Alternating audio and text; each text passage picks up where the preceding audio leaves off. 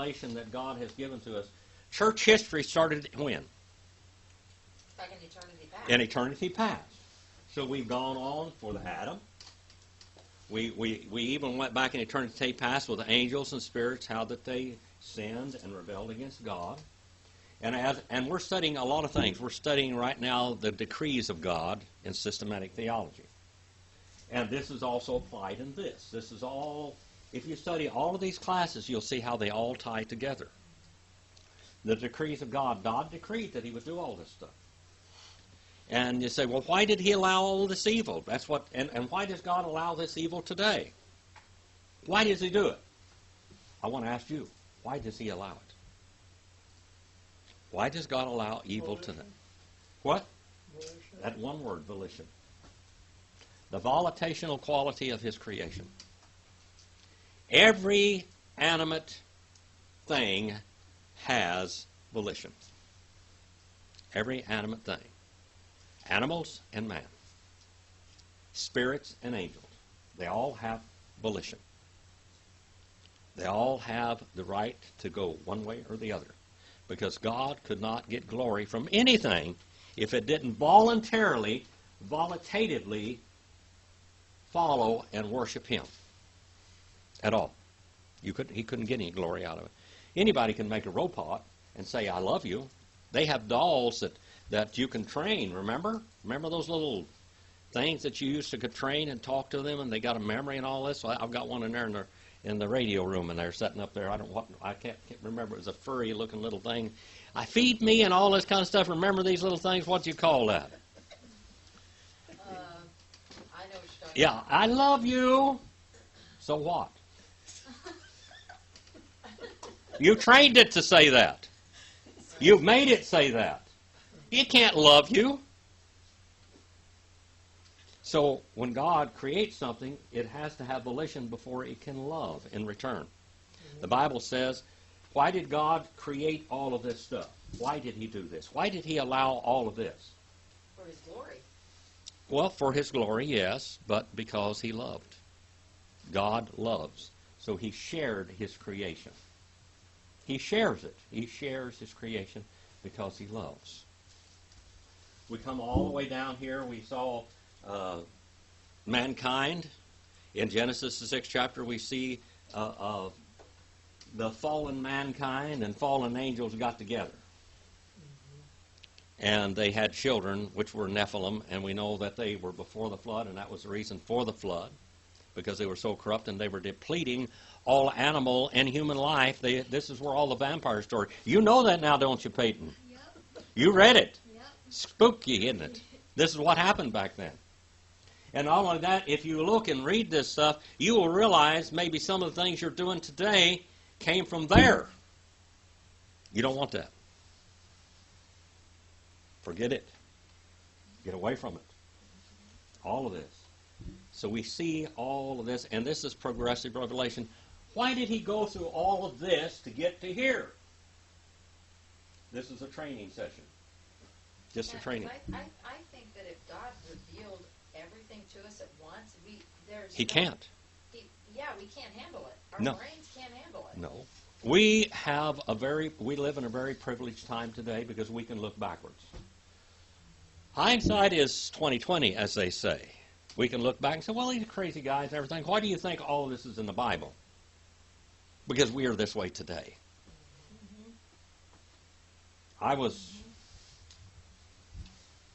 I preach on the radio a lot, live. And people ask me Bible questions quite a little bit out there, and this is what I've been doing for over 40 years. And people like to read the story about my family, the Shadow of an Indian Star. There's a bad guy in there called Fletcher in that book. He's a bad man. He's a murderer. He's a sneak and a rat. And my grandfather ran into him twice in his life. One time he killed his best friend. And the next time he was killing his family. And he was in there, he decided to cut his throat in the middle of the night. And he slipped into his tent. He was in there. All these Indians are starving on the Chickasaw Trail of Tears, starving to death, living in filth. They're dying all over the place. And this man's the cause of it. And this man killed his best friend and benefactor, murdered him. He was a black man, but he was a free man. He wanted to make him a slave and make money on him. He was free. Well, he slipped into his tent. Smith Paul did this. Is my great-great-great-grandfather. He had this knife. He slipped into that tent. He got in a wrestling match. This guy was naked in a bathtub in all the luxuries of life. All these Indians are all starving to death. He put the knife to his throat. And the guy is scared to death. And he will almost cut his throat, but he's decided not to. Blood was coming down and right from the knife blade. And he told him to get out of there. Don't you ever hurt my people again, or I will kill you. I will gut you and parade you around on a pole, gutted, among these tribes. He took off and he left. But he left a trail of sin and badness because he affected the next one. He should have cut his throat. Except he got to think, well, maybe it'd be worse if they killed this captain of all this stuff, you know. Maybe it will be worse. But he left. The next time they got somebody else a little bit better to lead them on the Trail of Tears. The Trail of Tears were a trail of death. In the Cherokee, the Chickasaw, Osage, Lakota, whatever it was a trail of death. We see death and liars. And my friend that's come up here and visited me many times, he says, there's Fletchers all the time in history, isn't there? And I said, yes. We're full of Fletchers. The world's full of Fletchers. Full of them all the time. And the one back in eternity past, his name was Lucifer. God didn't do anything wrong to him at all, did he? He made him more beautiful than all the rest. But he turned. We come all the way. Human government. What's the basis of human government? It failed, and it's still failing today, but what's the basis of human government? What's the basis of human government? Why human government? Slavery. Human government to keep man in check with each other. The human government is supposed to protect men from men, and men from the government. Is it working? No. Nope. Has it ever worked? No. Only among Indian tribes did it work. The most successful democracies in the world that ever was. That's the only place it ever worked. But they're not around anymore, are they? That great big democracies like it was. But we are trying to force the world to become democracies, but we don't have the basis of government of democracy here. The basis of government is capital punishment, isn't it? Romans. The government wields a sword not in vain. The sword is capital punishment. People must be forced, and there are some crimes that are so bad that you don't send them to penal colonies and make them better. Were there any prisons in the Bible time? No. There was cities of refuge, but Thank you very much. Not prisons. They arrested my dad in 1975 for breaking out of Jackson, Michigan prison in a helicopter. And he got caught because he wanted to get caught. They couldn't have caught him if he didn't want to. He could stay gone forever. And they found him if he wanted to. But he wanted a lawyer to prove that why he was in prison to begin with was false charges. They got out there and they asked him something. They say, he said, prisons aren't for human beings. They're not for people. What are you going to do? He said, Bible. Colonies where people can live and among each other, because he said some people can't live among society. Some people have to be put someplace. And cities of refuge. But the capital punishment is there, isn't it? The government must. They've been killing people lately, executing people in different places and states lately. And they're having fits. I saw one guy on an interview. He was a big black guy, and he said, I raped and murdered this woman, and I'm sorry, it's wrong, but I must pay the penalty. And everybody, I don't. He said, I must die. What is you're going to do to me is just. because I did it. I wish I could undo it, but I didn't undo it. And what's going to happen is, okay, because I must pay the penalty. I must pay my debt to society. Well, you see all the ones crying and bawling. Look at this guy that they brought down here a while back, Charles Manson. Our government failed us in not executing that man. They failed. The government flopped and fell on his face. And they supported him. He even got married in prison.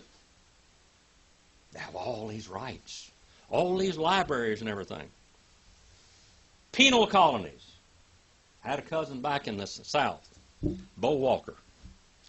Bo Walker back in the South, and 75 years ago, you had to be a model citizen or you went to jail. Did you know that?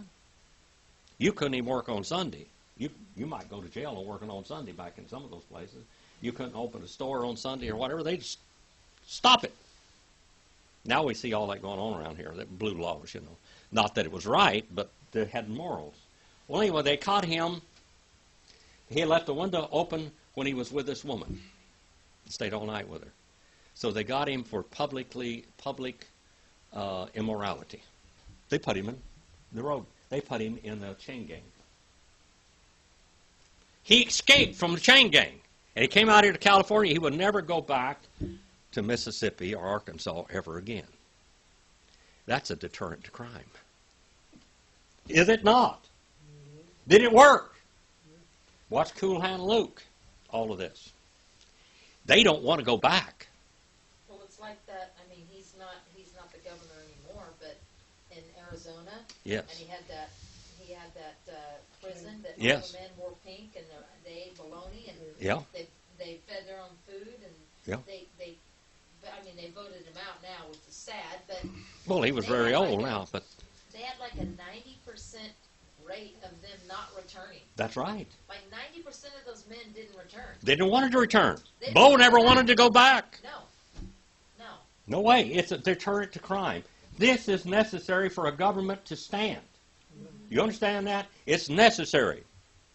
Our government is supporting criminals.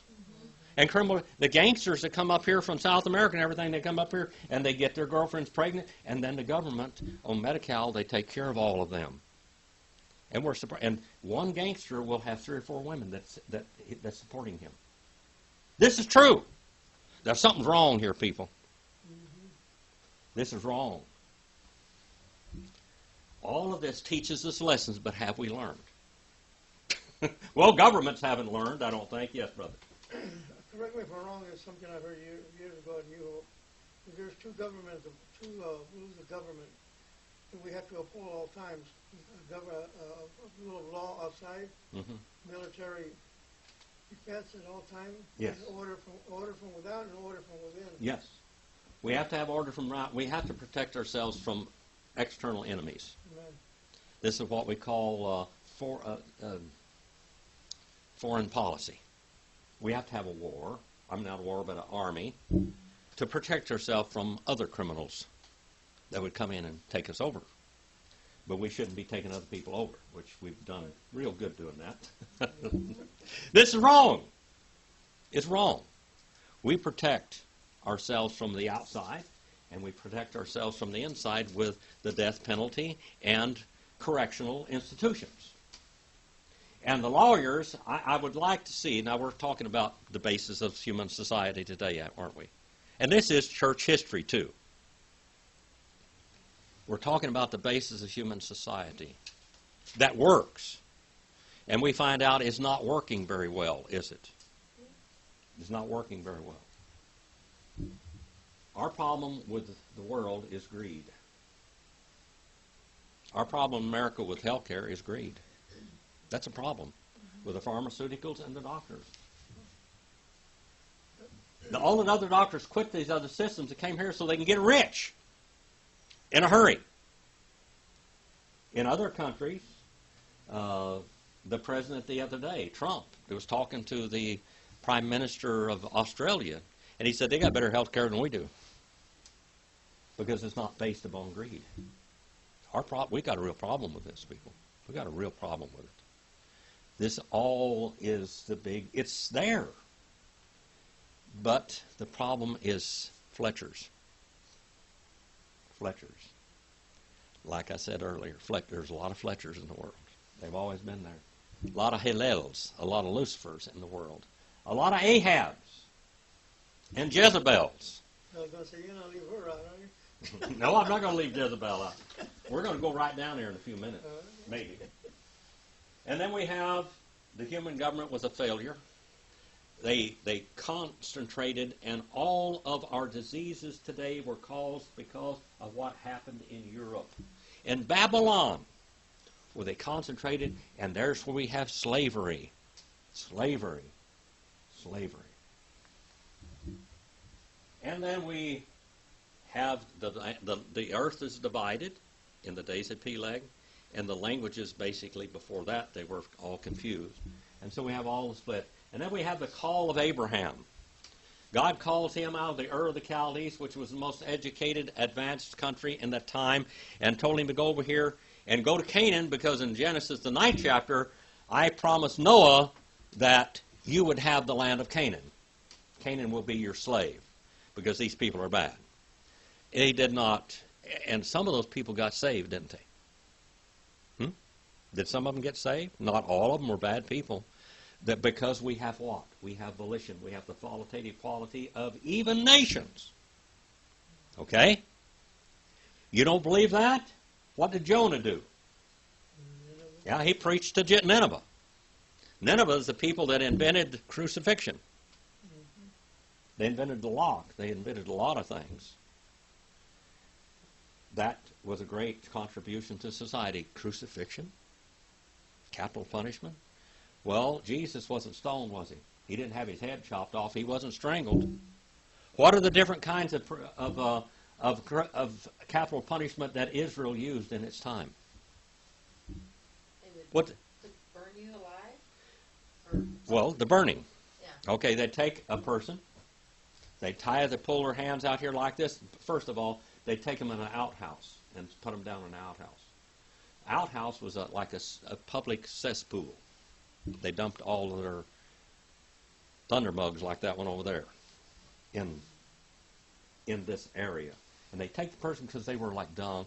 You know what the word for kafar is? Kafar is Arabic.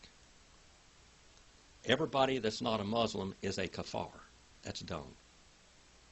Refuse. They take them out here in this pit where everybody dumped their dung, and they make them kneel down in that.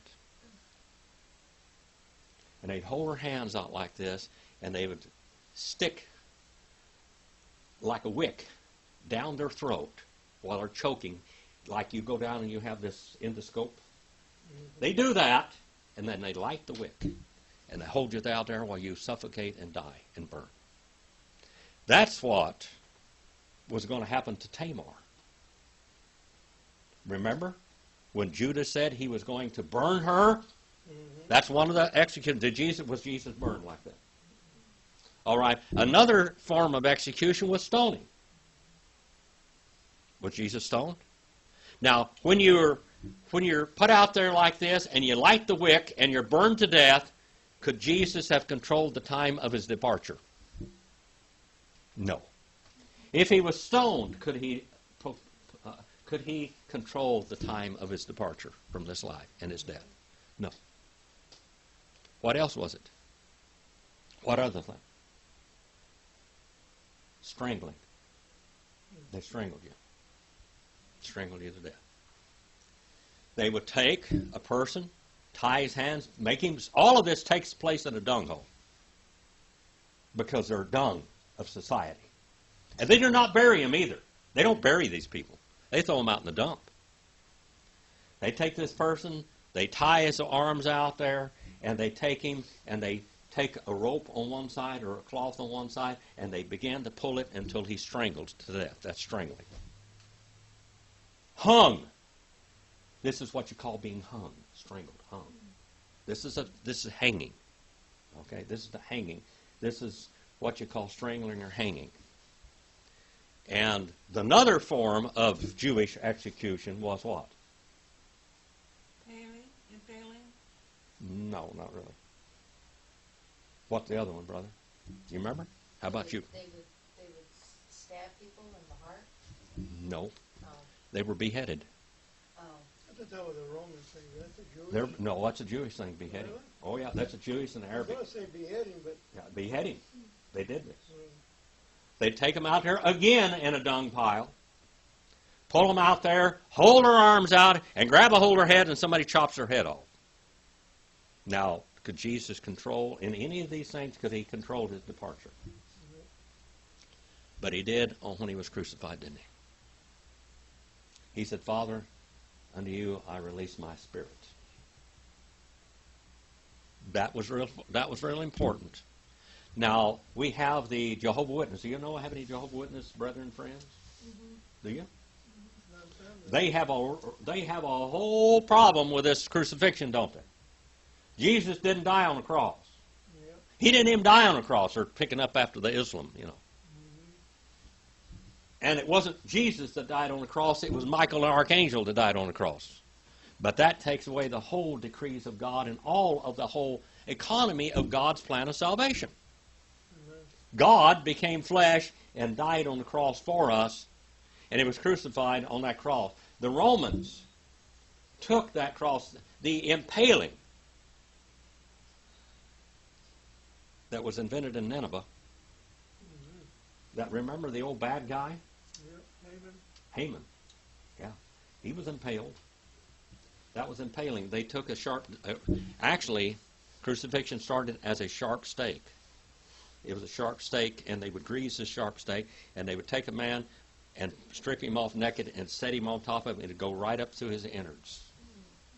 Yep. Slowly, slowly, slowly, and he would die of being ruptured inside.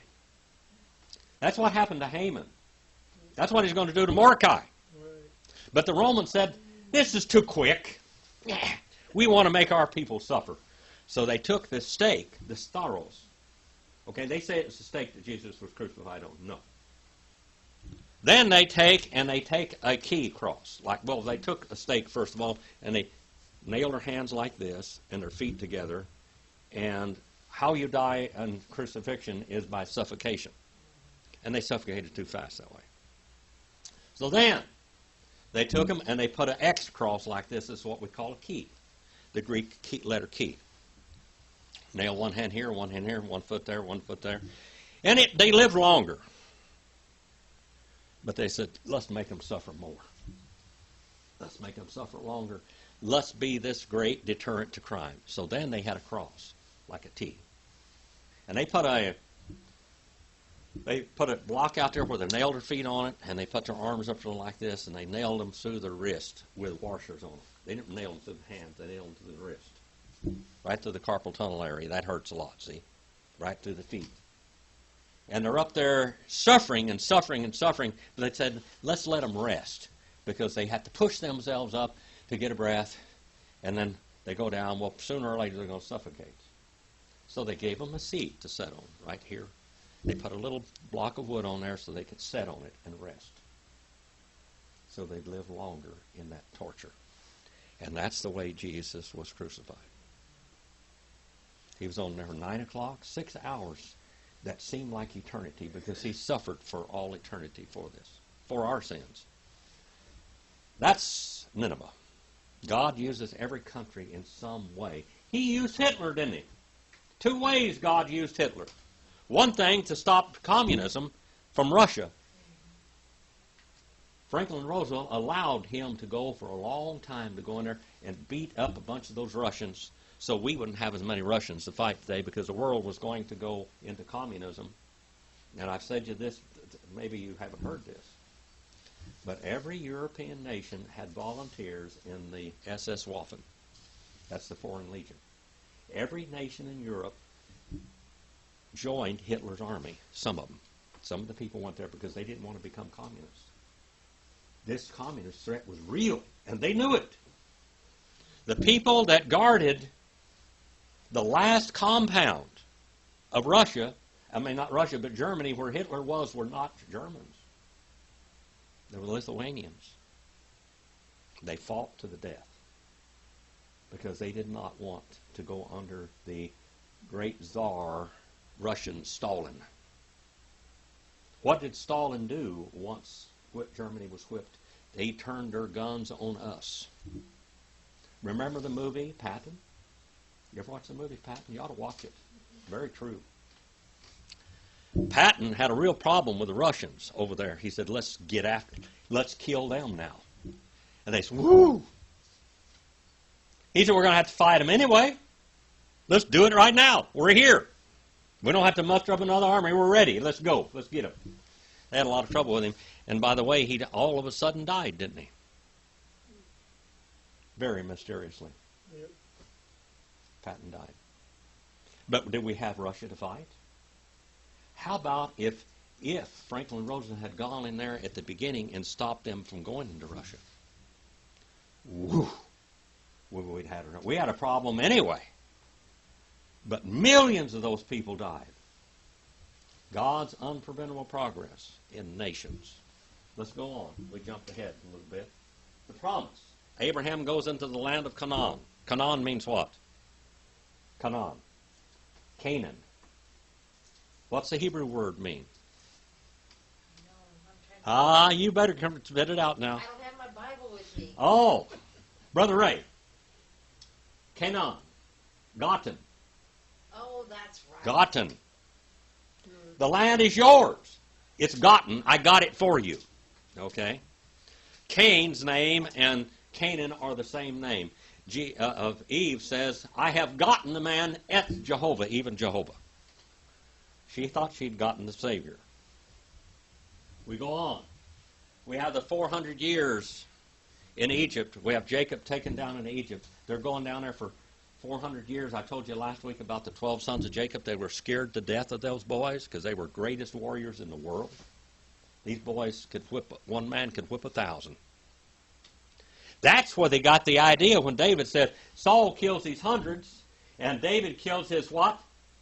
10,000s. Because Jacob's sons did that. And guess who? David was a lion of the tribe of what? Judah. Of the Judah. Judah was the greatest warrior in the Canaanite wars.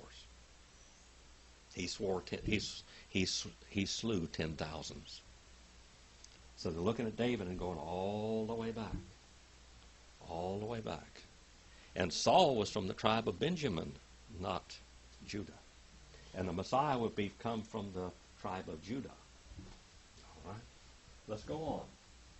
So we have the Egyptian bondage. They come out on the land and they're wandering around for 40 years. And then we come to the time of the Shoftim. Shoftim. Say Shoftim. Shoftim. Shoftim means judges. Who was the first judge of Israel? They don't write it down, but who was the first judge of Israel? Who? Moses? Moses. Moses was the first judge. Was he the first judge or not? Yeah. Okay, he was the first judge of Israel. All right. The first judge. And how long did he judge Israel? How long did Moses judge Israel? 40 years. How many years? 40. 40 years. 40 years. 4 tens.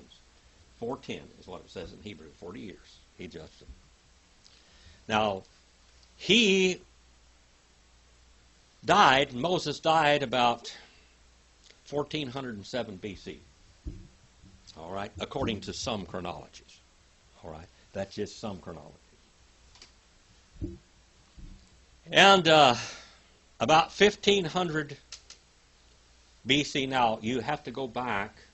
When you go back in BC, it's 1000, 2000, 3000, 4000 BC, before Christ.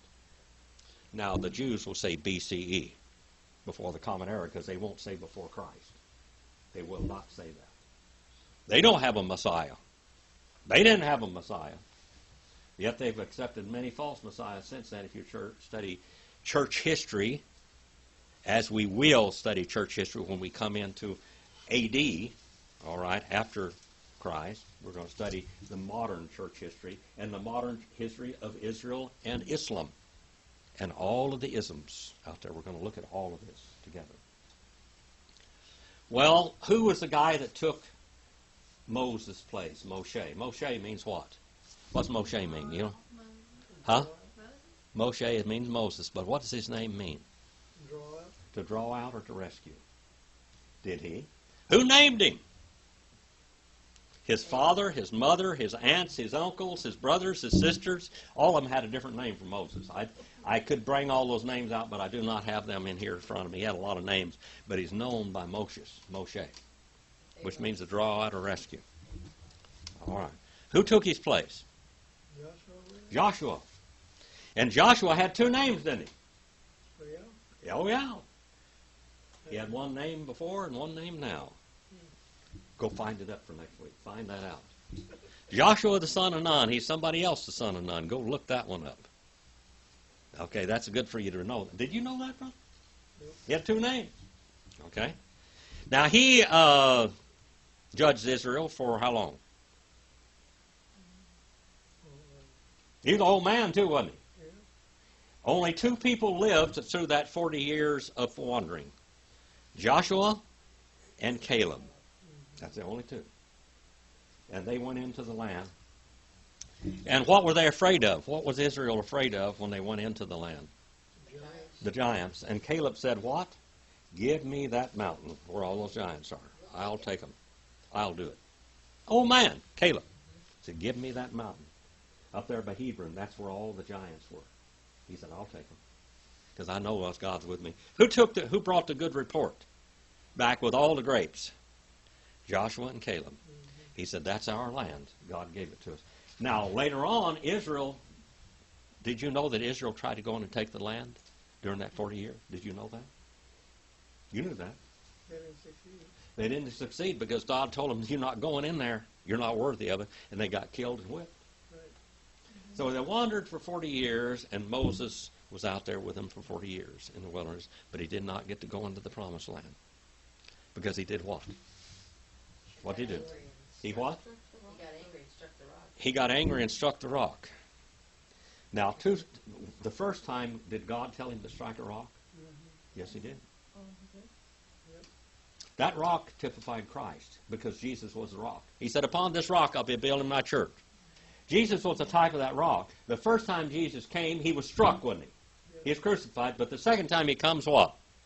He's going to be the God of glory. Now, Moses was supposed to hit the rock the first time and water flowed. The second time he's supposed to speak to it because it was a type of Christ and his second coming right here and here. Okay? You learning? All right. Now, after Joshua, How long did Joshua judge Israel? 40 years. Now, now I'm going to give you the Jewish idea of who these judges were and everything. Joshua, son of Nun. Okay? He died about 1390 BC, according to some chronologies. All right, I'm just telling you this. And then Othniel was the next judge for 40 years, the tribe of Judah. And then we have Ehud ben Gera of the tribe of Benjamin. We have Shamgar ben Anath, a Levite. Look at this. And then we have Deborah, the prophetess, the wife of Lepodoth from Ephraim, Bethlehem, Ephraim. All right. And then we have Barak ben Abinom of the tribe of Naphtali. And then we have Gideon. You've heard of Gideon. Gideon ben Joash from the tribe of Manasseh. Now look at this. All these tribes are representative judges, aren't they? A lot of tribes are being representative judges. And then we have Abimelech. What does Abimelech mean? Abimelech ben Gideon. Abimelech ben Gideon, son of Gideon. That's what his name was. All right? And what does Abimelech mean? Abimelech. Abimelech. Marilyn, what's Abimelech mean? I'm thinking. All right. Are you finished? Isn't Abba father? Father of Melech, the king. Father of the king. Father of the king. And then we have Tola ben Puah of the tribe of Issachar. And then we have Jair, or Yair, Hagildadah, of the tribe of Manasseh. And then we have Jephthah from the tribe of Manasseh. And then we have Ibzan, or Yibzan, of Bethlehem, from the tribe of Judah, a judge from Judah. And then we have Elion, or Elialon, from the tribe of Zebulun. And they said he judged 10 years. And then we have Abdon ben Hillel. Look at that word Hillel there. Hillel. What's Hillel mean? Abdon ben Hillel. What's Abdon mean? Abaddon. What's Abaddon mean? This word, Abaddon means destroyer. Yeah. Son of light. Ben Hillel. Hillel is the name for Lucifer in Hebrew. All right. And then we got Samson ben Manoah. Samson, son of Manoah, from the tribe of Dan. What does Dan mean? And Dinah. Judge. Judge. Judge. And then we have Eli, the high priest of Shiloh, which judged Israel. And he was a Levite. Remember, we have a whole history of Eli. And then we have Samuel. Samuel the prophet, son of Elkanah, a Levite. And then we go on. Now, this is all through the judges. Israel's being judged. What's they doing? What's going on with these judges? Were all these judges good guys? No. How about Samson? He's a rebel. That guy was a rebel from the word go, wasn't he? He was a Nazarite, wasn't he? What's a Nazarite? Not a Nazarene, but a Nazarite. They like set apart. You understand that, rooster out there? You listen to me good? He's still sitting there. He's sitting there watching me. All right. A Nazarite, Maryland. Well, the little fish up there on the stream were watching you. Oh, yes, the fish and the chipmunks up there just come out there, and the lizards listen to me when I'm preaching. That, you know, in the book, in the 16th chapter of the Gospel of Mark, which really isn't there, but it says, preach to every creation, to all creatures, every creature. Well, we're preaching to the creatures also, even though it's not there. That's a little addition later on in the Gospel of Mark. Well, Samson. Samson was a Nazarite. A Nazarite, do you like any of you like grapes? You like grapes? How about raisins? You know, a Nazarite could not eat grapes or raisins, and they could not drink wine, nor grape juice. They couldn't have this. That was forbidden. When a priest went into service, he stayed into service for so long, so many days. He stayed into service for so many days that he could not come near his wife. He had to concentrate. And these priests are all a type of what? They're all a type of Christ, our great high priest, our great priest. Okay? Now, beside what the Mormons say and what these people with the Da Vinci Code say, remember the Da Vinci Code, the movie? And the girl in there, basically the heroine of the movie was a descendant of Jesus and Mary Magdalene.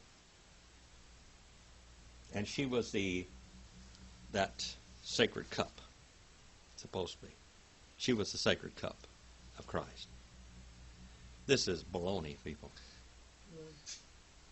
Those priests were a type of Christ. Our Lord did not get married.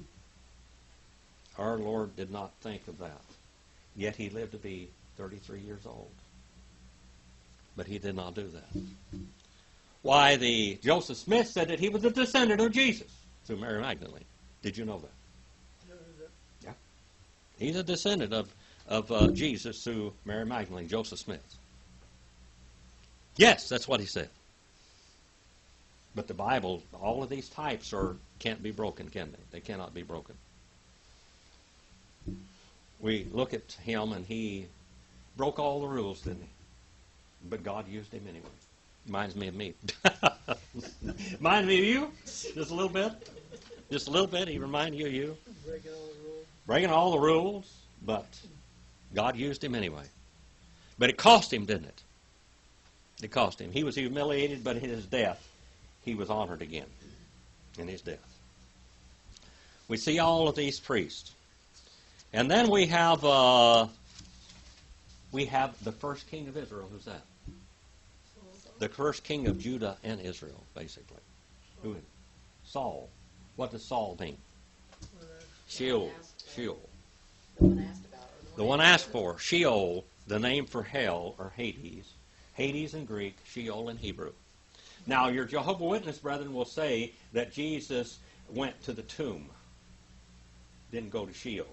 Because the tomb, the quiver, and Sheol mean the same thing. You listen to that. That's what the Jehovah's Witnesses tell you. That's not true at all.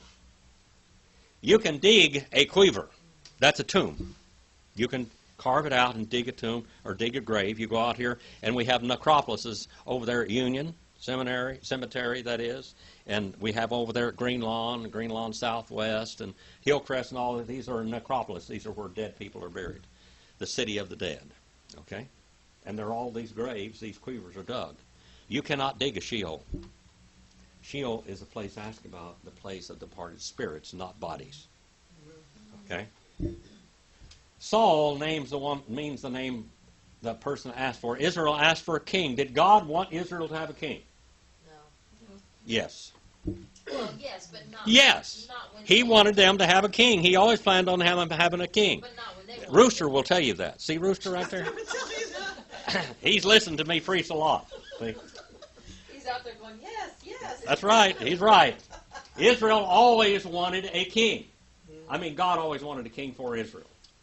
Because in the last chapters of the book of Genesis, Jacob said that the scepter would not depart from Judah's knees until Shiloh came.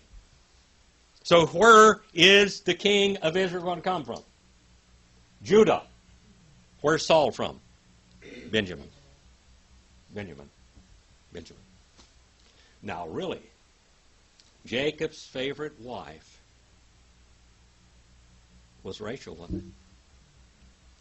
And Benjamin is Rachel's son. Joseph and Benjamin. Those are his love children. That's the ones he loved. The other ones were pawned off on him. Were they or were they not? This guy had 4 wives. How many wives did he want? One. And he ended up with 4 of them. Beyond his control and beyond his really what we call primary goal. He wanted Rachel. He didn't want anybody else. So he was given Rachel's handmaid, and he was given Leah, first of all, the woman he didn't want. And Laban quoted the law of Hammurabi. Well, we can't do that. I have to give you that one. And just wait and give her a wedding week, time for her to get pregnant, and then you can have the next one next week, and then you can work for 7 more years for her. Which he lied again. He was another Fletcher. Well, Jim, Yes.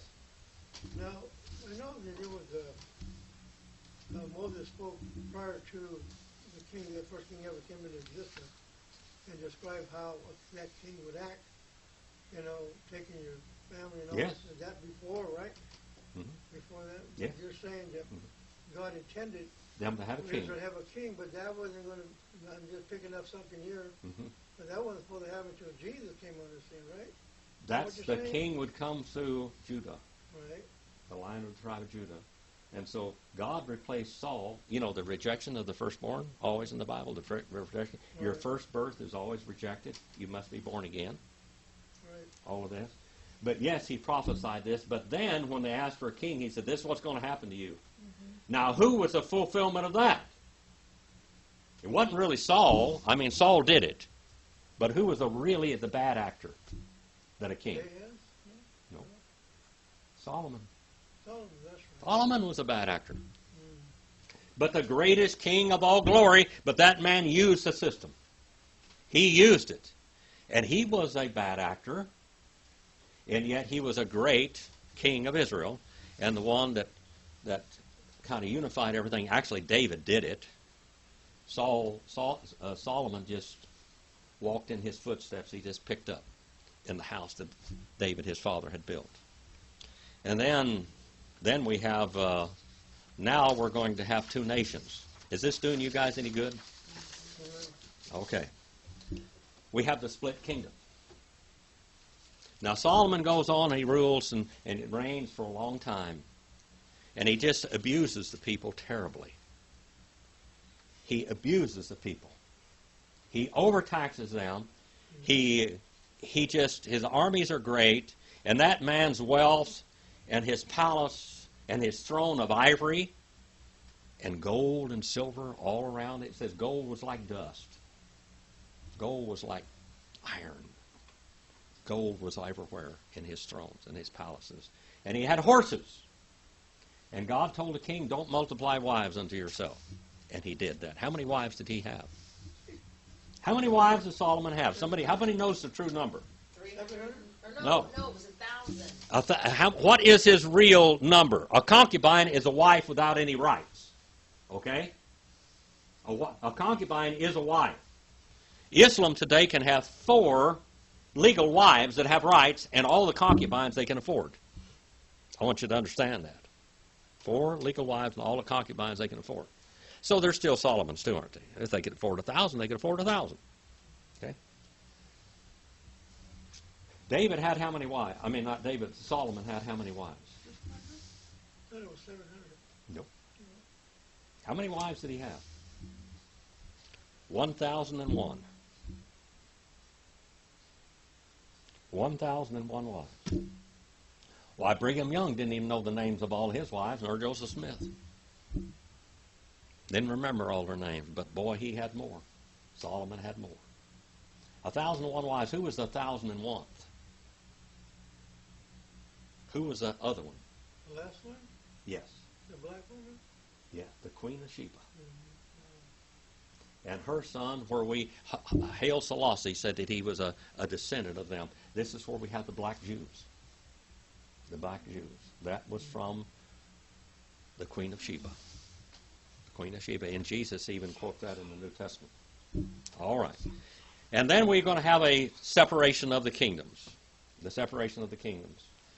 When Solomon dies, there is Jeroboam and Rehoboam.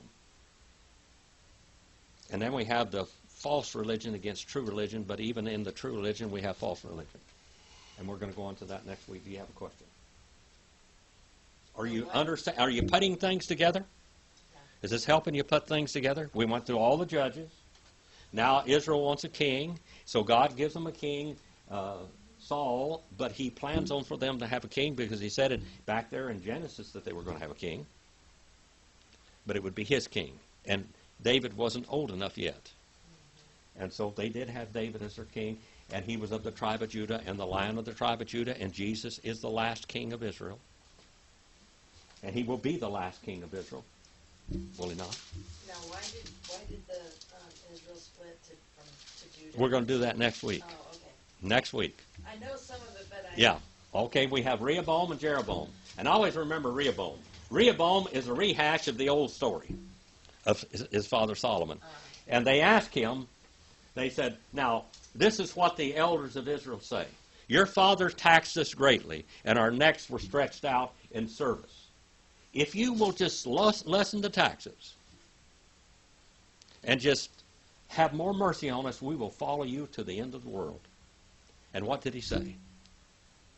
Well, he taxed them more, didn't he? My father's thumb was like my finger, and I am stronger than he was, and I will tax you more than ever. And then 10 tribes left. 10 tribes left. And there we have Judah and Israel, and the other ones went to Jeroboam. And there's where we have the false worship set up in where? Mount Gerizim. There's where it is. And they start worshiping the golden calf again.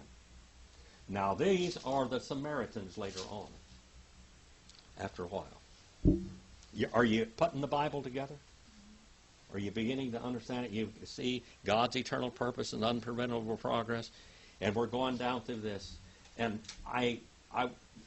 if you haven't been in my classes for 20 years or whatever, now, Brother Ray, I'm going to teach more church history in this class and all this stuff than you ever heard before. Now, you've listened to those 26 classes.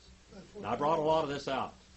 Okay, I brought a lot of this out, but I'm going to go better this time than I ever did before. And deeper, because this is probably my last if I even live to the end of this. That's, your prayers will only get me that far because I'm not doing well. Do you have any questions? Yeah, Phil, you have a question? Christina. Did you learn something today? How much? Marilyn, did you learn something today? Yeah. You've been listening to him for 19 years. How about you, Christine? Yeah, I always go back and re-listen to it a couple days later because I can't get it all in one I'm sitting. putting a lot of stuff in this. Lee Kuster come and listen to me preach one time. I was preaching in my Greek class. He came up there afterwards, you know, and he looked at me shaking his head. He said it'd take 10 preachers 10 hours to preach what you did in 1 hour. He said you just roll it, you just woof out there like that. Well, I've been studying this for a long time. He heard me preach this, but I'm better now, aren't I? Well, there's a lot added to it. A lot added to it. I learned a lot in the last 40 years. You know, that's a long. I've been preaching 48 years. 48 years. That's a long time. But see, now, that's old people. 48-year-old person, they're old, aren't they? I've been preaching for, they're 30-year-old, aren't they? You've been preaching as long as I've been on this earth. Yeah. Yeah, 48 years I've been preaching. Yeah, That's a long time. when you think about it that way, huh? 48 years, as long as your mother's been on the earth. But I'm still learning. I'm still trying to do a better job than I did ever before. Trying to do better. Trying to communicate better than I ever did before. My abilities are less by a long shot, but I'm trying to communicate and get these things out. Matter of fact, this lesson is going to go out all over the world now, just like that. You'll be a part of that. Anything else before I dismiss you and you go out and do something eternal? Anything at all? Are we having class tomorrow? Yes, we're having class tomorrow at 2:30. Okay. Lord willing, the creek don't rise if I stay alive. And we're going to do systematic theology, I guess, tomorrow. You've been liking that. I was doing creation versus evolution, but you've been liking that systematic theology so much, we've been substituting it. So you changed it from 2 to 2:30? It's 2:30. Oh, okay. It's whatever. I said it was 2:30 before. But you missed about 3 or 4 of them, so you forgot what time it is. No, I thought it was always 2 because I picked my kids up and brought them out at 2. Okay, 2 o'clock. Fine with me. 2 o'clock. Well, no. I'm okay with 2:30. It's just At I was a little confused. 2:30. I was like, Okay. wait, I used to pick them up at 2 and come out. Okay, 2:30. Okay, 2:30. You got a little extra time. That way you don't have an I've excuse got to a be little late. extra time. That's right. I can go. I can get here. That's Okay. Let's have a word of prayer. And Christina, would you dismiss us in prayer, please? Dear Heavenly Father, we thank you again for all this information. We thank you for Dr. Phillips still being